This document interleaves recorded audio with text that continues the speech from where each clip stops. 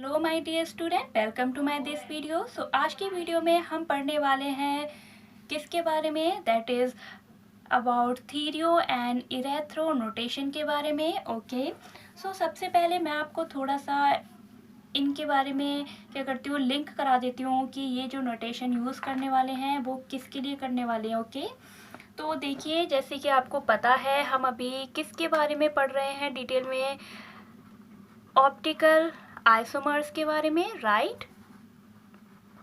सो optical isomers में आपको पता है आपने दो टाइप्स पढ़े थे, दैट इज इनैंशियोमर, ओके, एंड क्या पढ़ा था आपने, डायस्टीरियोमर्स।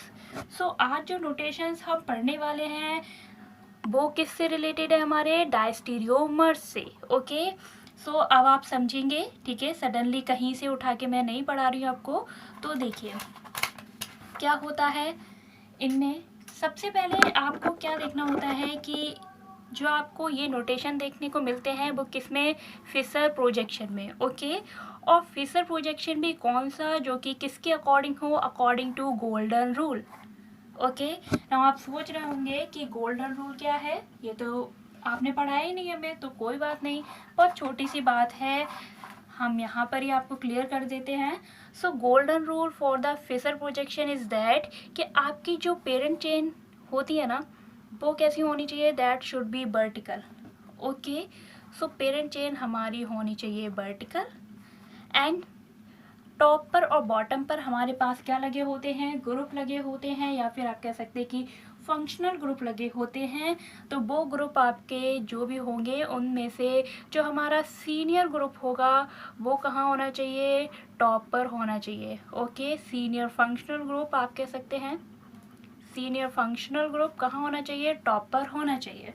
बस ये दो बातें आपको ध्यान रखनी है, एंड उसमें ही आप क्या देखेंगे, थीरियो एंड इरेथ्रो, ठीक है।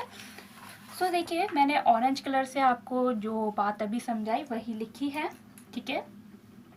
अब समझते हैं थीरियो एंड इरेथ्रो के बारे में। तो इसको मैं समझाती हूँ आपको एक फ्लो चार्ट की हेल्प से, ठीक है, उससे आसानी से समझ में आ जाता है। तो देखिए, सबसे पहले हमें किस में देखना होता है, ये फिशर प्रोजेक्शन में। ओके, अब आपको पता है फिशर प्रोजेक्शन में हमारे पास क्या होती है, वर्टिकल लाइन होती है एंड हॉरिजॉन्टल लाइंस होती हैं, ठीक है। तो देखिए, हॉरिजॉन्टल लाइन पर जो सेम ग्रुप हैं अगर वो सेम साइड हैं तो हम उसको बोलते हैं क्या, इरेथ्रो। ओके, वही आपके पास जो सेम ग्रुप हैं वो कहाँ हैं, अपोजिट साइड हैं, तो आप उसको क्या बोलेंगे, थीरियो, ठीक है। तो देखिए, यहाँ पर मैंने ए बी करके जो ग्रुप्स लगाए हैं तो आप देख सकते हैं यहाँ पर जो हमारे ए हैं वो कहाँ हैं, राइट हैंड साइड मान लेते हैं हम इसको, ठीक है। तो ये कहाँ है, राइट हैंड साइड में सेम ग्रुप, और यहाँ पर लेफ्ट हैंड साइड में भी क्या है, सेम ग्रुप है।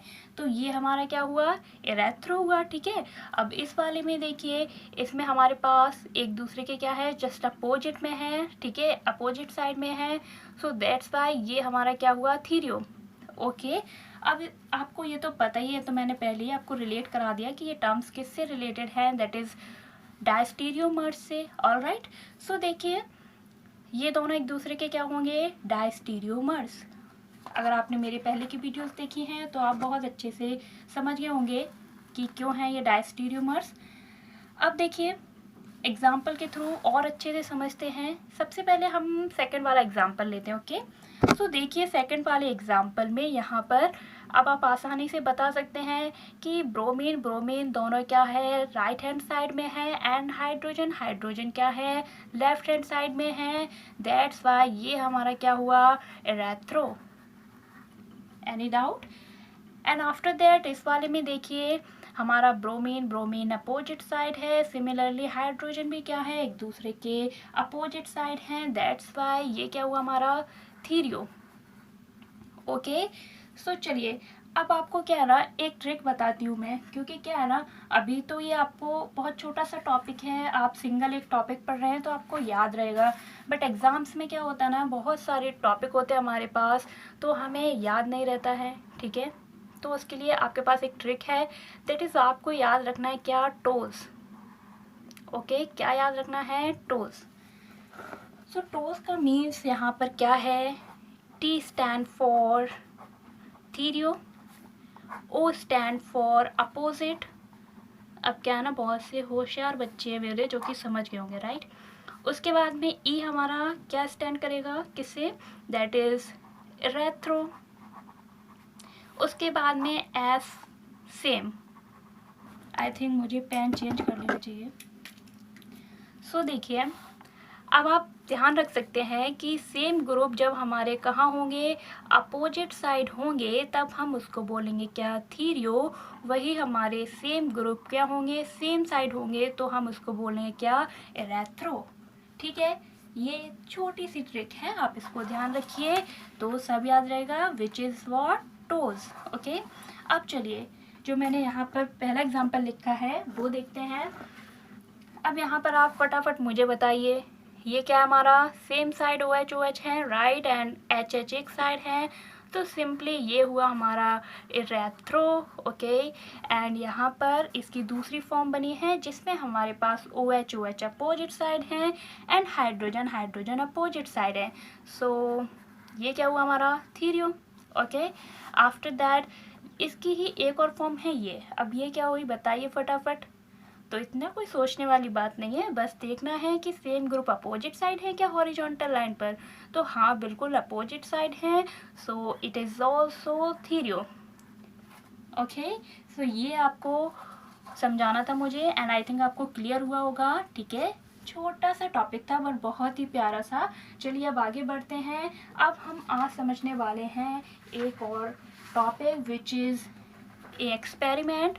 क्या है जिसका कि नाम पोलैरोमीटर एक्सपेरिमेंट। ओके, सो क्या होता है पोलैरोमीटर एक्सपेरिमेंट, ये समझते समझते आपको जो थोड़े बहुत डाउट्स थे पहले कि जैसे कि प्लेन पोलराइज लाइट नहीं समझ आया होगा, मैंने आगे यूज़ किया था, राइट, तो वो भी आपको क्लियर हो जाएगा। ठीक है, चलिए समझते हैं। तो सबसे पहले इस सॉल्यूशन के लिए क्या है, हमारे पास एक ट्यूब होती है जिसको हम क्या बोलते हैं, पोलैरोमीटर ट्यूब। ओके, सो इस ट्यूब में हम क्या करते हैं, अपना एक सॉल्यूशन फिल करते हैं which is organic solution,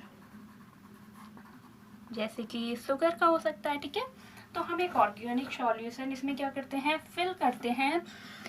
and यहाँ पर जो उसकी लेंथ होती है which is in decimetre. Okay, you have to remember, because जब हम क्वेश्चंस करेंगे तो हमें बहुत ज़्यादा यूज़ में आने वाला है ये सब। तो देखिए, ये डेसीमीटर होती है इसकी लेंथ, एंड इसमें जो हम सॉल्यूशन भरते हैं उसकी हमारी जो कंसंट्रेशन होती है वो हमारी क्या होती है, which is in gram millilitre. Okay, ध्यान रखना है। उसके बाद में क्या है, इस पर हम सॉल्यूशन पे क्या डालते हैं, plane polarised light. Okay, now you are thinking कि प्लेन पोलराइज्ड लाइट क्या होती है, तो देखिए, we know very well, sorry, तो यहाँ पे क्या होता है कि हम एक लाइट सोर्स लेते हैं। ठीक है, तो लाइट लेने पर हम उसको क्या करते हैं, फिर एक होल से पास कराते हैं। ठीक है, लाइट सोर्स से लाइट क्या होगी, एक होल से पास कराएंगे। अब इसमें आप देखेंगे कि होल से जब ये पास हो रही है तो हर एक डायरेक्शन में ये क्या कर रहा है, ऑसिलेशन कर रही है लाइट। ओके, लाइट क्या कर रही है, हर एक डायरेक्शन में ऑसिलेशन कर रही है। ओके, सो यहाँ पे सभी डायरेक्शन में ऑसिलेशन हो रहे हैं, राइट, तो हम इसको बोल रहे हैं क्या, अभी ऑर्डिनरी लाइट। आफ्टर दैट क्या होगा, हम इसे निकोल प्रिज्म से क्या करेंगे, निकोल प्रिज्म से पास करेंगे। ओके, सो निकोल प्रिज्म से पास होने के बाद में लाइट क्या हो जाएगी, हमारी पोलराइज्ड हो जाएगी। ओके, एंड पोलराइज्ड होने के बाद में हमारी जो लाइट है अपने आप को क्या करेगी, किसी एक डायरेक्शन में ही अपने आप को किसी एक प्लेन में क्या कर लेंगी, अरेंज कर लेगी। दैट इज़ कि जितने भी ऑसिलेशन होंगे अब वो कहाँ होंगे, किसी एक प्लेन में होंगे, राइट। सो एक प्लेन में होने की वजह से ही हम अब इस लाइट को क्या बोल रहे हैं, प्लेन पोलराइज्ड लाइट। ओके, तो हम प्लेन पोलराइज्ड लाइट को कैसे एक्सप्लेन कर सकते हैं कि हमारी इलेक्ट्रोमैग्नेटिक ऑसिलेशंस लाइट के जब किसी एक सिंगल प्लेन में होते हैं तब हम उसको कहते हैं शॉर्ट में, दैट इज़ PPL, राइट। मैंने आगे यूज़ किया है तो आपको मे बी माइंड में ये चीज़ हो, आज क्लियर हो गई होगी। उसके बाद में क्या होगा कि हमारी जो पीपीएल है, प्लेन पोलराइज्ड लाइट, ये क्या होगी, सॉल्यूशन से पास होगी। ओके, सॉल्यूशन से पास होने पर हमारे पास 3 कंडीशंस हो सकती हैं, ठीक है। वो क्या होंगी, दैट इज़ कि लाइट जिस प्लेन में थी उसी में ही रहे। Okay, so you can see कि यहाँ पर इस प्लेन में थी, यहाँ पर लाइट बिल्कुल वैसी ही है उसी प्लेन में। तब हम कहेंगे कि हमारा जो सॉल्यूशन है वो कैसा है, optically inactive. Okay, and second thing क्या हो सकती है कि हमारी जो लाइट है वो क्या हो, प्लेन पोलराइज लाइट, ये एक्चुअल प्लेन है। ओके, मान लेते हैं हम ये प्लेन था, ठीक है। सो यहाँ से वो कह रही है थोड़ा सा रोटेट हो गई है, ठीक है, एक्चुअल प्लेन से। और किस साइड हो रही है, that is right hand side. You can say कि हम बोल रहे थे ना कि लाइट हमारी या फिर तो क्लॉकवाइज रोटेट कर दिया, एंटी क्लॉकवाइज। सो वो भी यहाँ पर आपको क्लियर होने वाला है। तो लाइट हमारी यहाँ पर कैसे रोटेट कर गई है, दैट इज़ कि क्लॉकवाइज। ओके, सो जब क्लॉकवाइज रोटेशन हो रहा है तब हम उसको बोलते हैं क्या, डेक्स्ट्रो रोटेटरी। ओके, जिसको कि हम स्मॉल डी या फिर एल से भी स्मॉल डी या फिर प्लस से भी शो कर सकते हैं। ओके, उसके बाद में सेकेंड कंडीशन क्या है कि हमारा जो रोटेशन है वो कैसा हो, एंटी क्लॉकवाइज। ओके, लाइट क्या हो, प्लेन से जस्ट अपोजिट साइड मूव कर जाए, that is in the anti clock direction में, तो हम उसको क्या बोलते हैं, लीवो रोटेटरी। ओके, जिसको कि हम स्मॉल एल या फिर माइनस से भी शो कर सकते हैं। ओके, सो अब आप देख सकते हैं कि यहाँ पर जब ये अपने एक्चुअल प्लेन से रोटेट कर रही है तो यहाँ पर हमें एक एंगल मिल रहा है, राइट। तो इस एंगल को हम शो करते हैं अल्फ़ा से। ओके, एंड अल्फ़ा से, एंड इसको हम बोल देते हैं क्या, ऑब्जर्व्ड रोटेशन। क्या बोल देते हैं, ऑब्जर्व रोटेशन।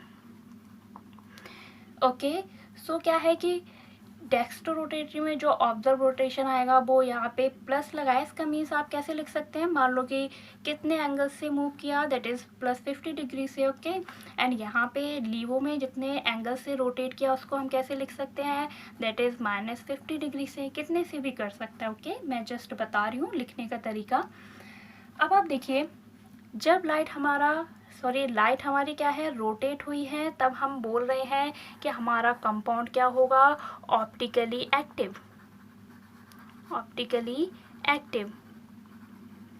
ओके, सो ये थी बात इस एक्सपेरिमेंट से हमें जो भी पता लगती है, विच इज़ दिस। ओके, अब देखिए जो हमें रोटेशन ऑब्जर्व हुआ है, दैट इज़ ऑब्जर्व रोटेशन। ये हमारा क्या है, कुछ पॉइंट्स हैं जिन पर डिपेंड करता है, ठीक है। कौन कौन से हैं वो, दैट इज़ कि हमारा ऑब्जर्व रोटेशन डिपेंड करता है on the nature of the organic compound, ठीक है। ऑर्गेनिक कंपाउंड जो आपने फिल किया है उसका नेचर क्या है। Second thing, temperature. Okay, generally हम इतना ही लेंगे। एंड वेवलेंथ लाइट की, ठीक है, लाइट की वेवलेंथ कितनी है। एंड फोर्थ थिंग कि सॉल्यूशन जो आपने फिल किया है उसकी कंसंट्रेशन कितनी है, क्योंकि जितनी ज़्यादा कंसंट्रेशन होगी, यू नो कि प्लेन पोलराइज लाइट क्या करेगी, मॉलिक्यूल से उतने ही कॉलिजन करेगी, ठीक है। नंबर ऑफ कॉलिजन्स क्या होंगे, ज़्यादा होंगे। सिमिलरली यहाँ पर जो हमारी ट्यूब थी उसकी जो लेंथ थी उस पर भी डिपेंड करती है, दैट इज़ कि जितनी ज़्यादा लेंथ होगी उतनी ही ज़्यादा हमारी प्लेन पोलराइज लाइट क्या करेगी, ट्रैवल करेगी, राइट। उसका पाथ क्या होगा, उतना ही ज़्यादा होगा। अब सो ये थी बात ऑब्जर्व रोटेशन की। ओके, सो बाकी का हम पढ़ते हैं नेक्स्ट वीडियो में, ठीक है। आज के लिए इतना काफ़ी है, आई थिंक वीडियो लंबा भी हो रहा है। सो अगर आपको वीडियो अच्छा लगा है तो वीडियो को लाइक कीजिए। ओके, ऐसी ही और वीडियोस के लिए चैनल को सब्सक्राइब करना ना भूलें। Thank you so much for watching.